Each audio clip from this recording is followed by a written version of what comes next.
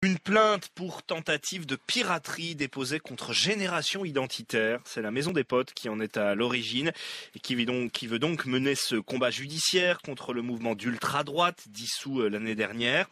En cause, une opération menée en 2017 à bord d'un navire pour repousser des embarcations de migrants en Méditerranée.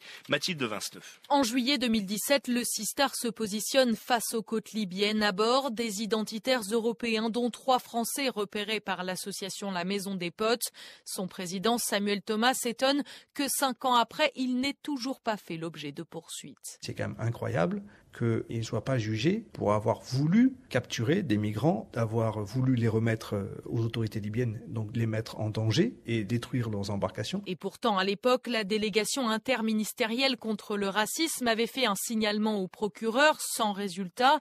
Génération Identitaire avait récolté 150 000 € pour l'opération. Samuel Thomas. Toute la préparation de cette opération, elle s'est faite avec des appels aux dons dans des réseaux d'extrême droite, d'abord en Europe, ensuite aux États-Unis, puisque ce sont des gens donc du réseau du Ku Klux Klan qui ont fait circuler l'appel aux dons de cette campagne Defend Europe. Une campagne contre les migrants qui s'est poursuivie dans les Alpes et dans les Pyrénées. Accusé d'avoir participé à l'opération en Méditerranée, Damien Rieu, ancien cadre de Génération Identitaire, aujourd'hui membre du parti d'Éric Zemmour, assure qu'il s'agissait de documenter une prétendue complicité entre ONG et passeurs.